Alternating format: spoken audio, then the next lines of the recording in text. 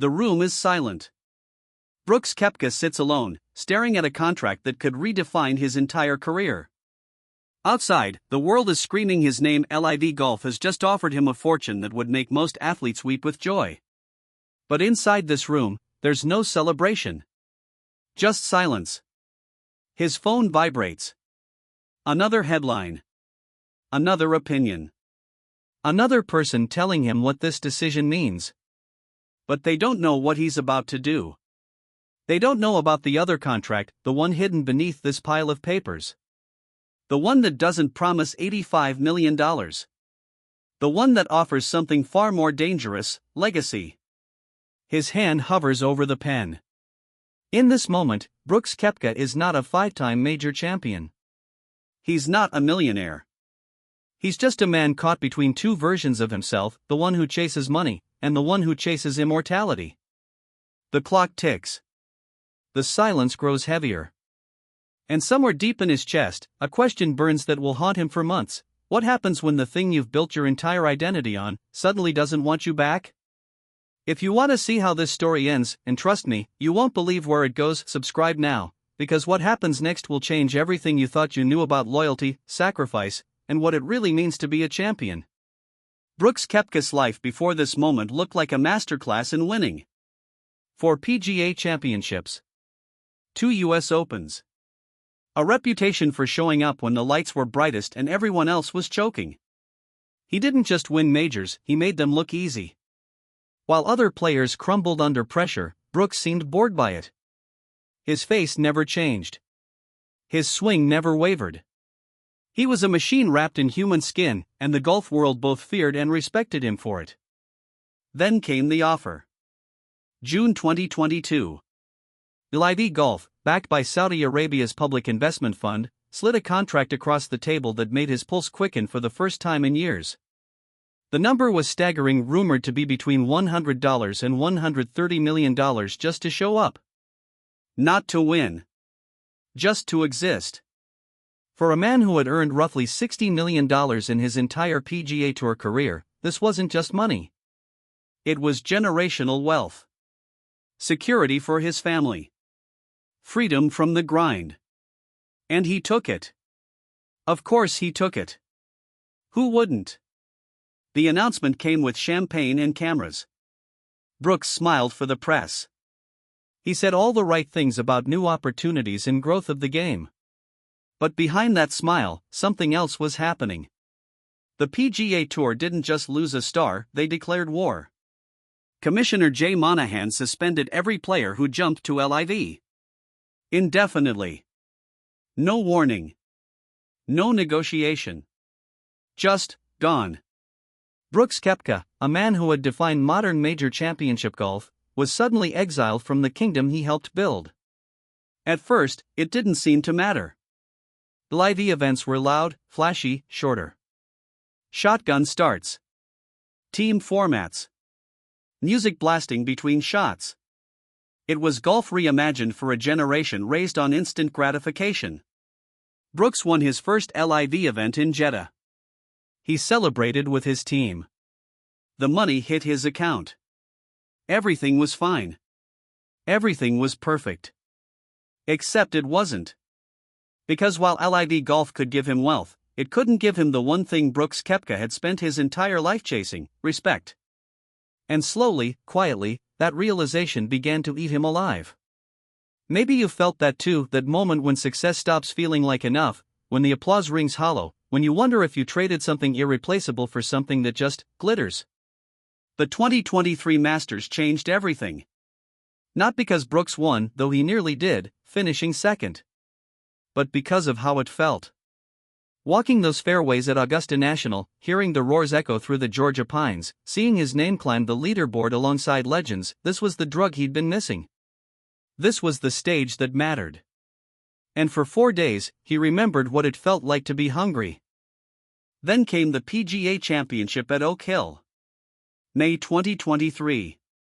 Brooks Koepka didn't just win his 5th major, he dominated. He held off Victor Hovland and Scottie Scheffler like they were children. He stood on that 18th green, tears in his eyes, hoisting the Wanamaker Trophy for the 3rd time. And in that moment, the world saw something break open inside him.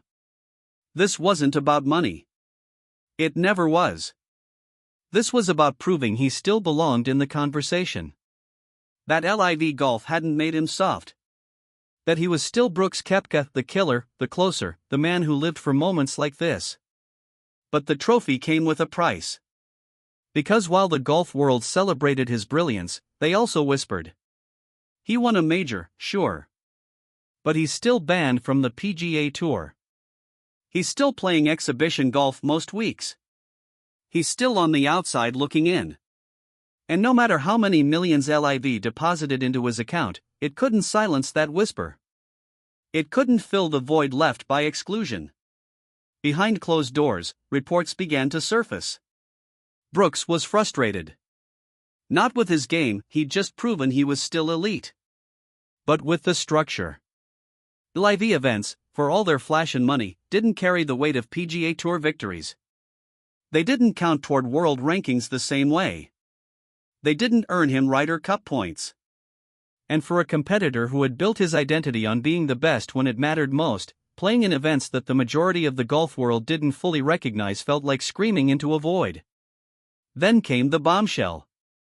June 2023. The PGA Tour and LIV Golf announced a merger. Not a truce. A full merger. The Saudi Public Investment Fund would become a partner in a new for-profit entity that would reshape professional golf. Players who had been banned would be welcomed back. The war was over. Except it wasn't that simple. Because while the business deal was done, the cultural damage remained. PGA Tour loyalists felt betrayed.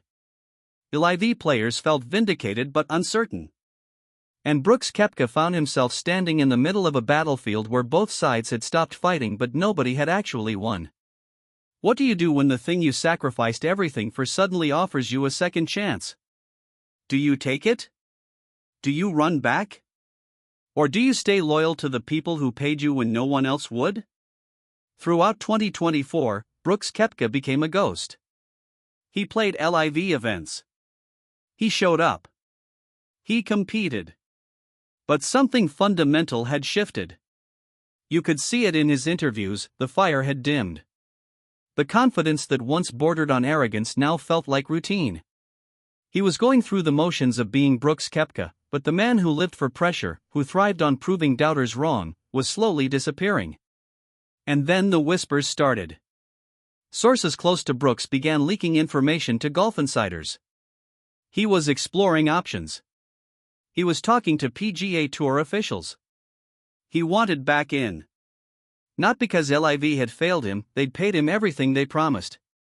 But because the life he thought he wanted wasn't the life that actually made him feel alive. The money was incredible. The schedule was lighter. The pressure was less.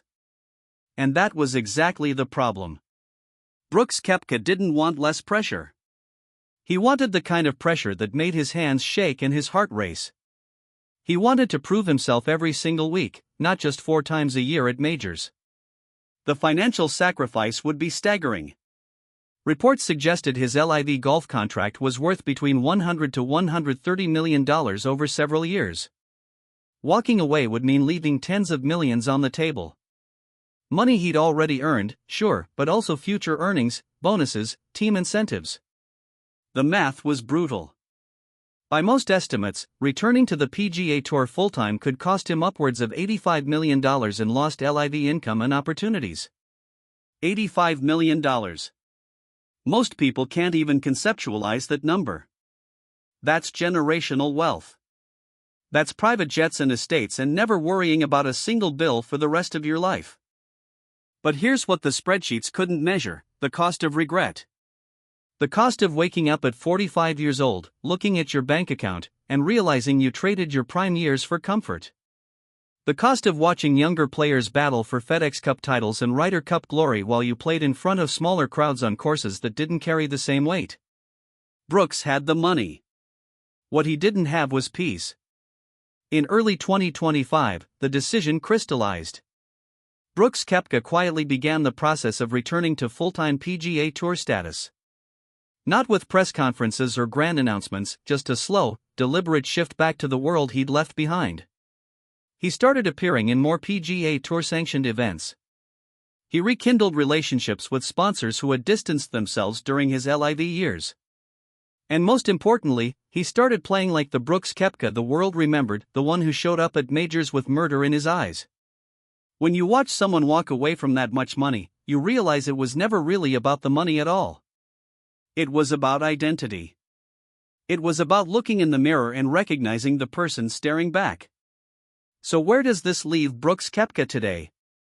He's not the villain LIV critics wanted him to be.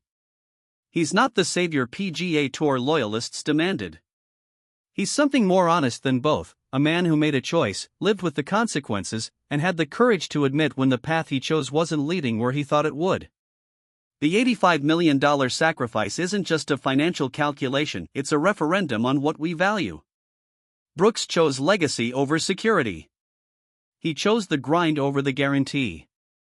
And whether you agree with his initial decision to join LIV or his choice to return to the PGA Tour, you have to respect the honesty of a man willing to walk away from a fortune because it didn't feed his soul. There's a lesson here that transcends golf. We live in a world obsessed with the scoreboard, how much money, how many followers, how big the house. But Brooks Koepka's story reminds us that the scoreboard doesn't measure everything. It doesn't measure fulfillment. It doesn't measure purpose. It doesn't measure the quiet pride of knowing you didn't take the easy road just because it was paved with gold. As of now, Brooks Koepka is back where he started, grinding on the PGA Tour, chasing majors, proving he's still one of the most dangerous players on the planet when the pressure is highest. He's older. He's wiser. And he's $85 million poorer on paper. But when you watch him walk those fairways, when you see that old fire reignite in his eyes, you realize he's richer in the ways that actually matter. This isn't a story about golf. It's a story about every person who's ever had to choose between what's easy and what's right. Between what pays the bills and what feeds the soul. Between comfort and calling. And if Brooks Koepka's journey teaches us anything, it's that the most expensive choices we make aren't measured in dollars, they're measured in the person we become because of them. If you believe that legacy is worth more than a paycheck, that purpose is worth more than comfort, that the hard road sometimes leads to the only destination worth reaching, then this channel is for you. Subscribe, because we tell stories about people who choose the harder path and come out the other side as someone worth becoming. Brooks Koepka sacrificed $85 million. But in return, he got himself back. And that, in the end, might be the only trade that ever really mattered.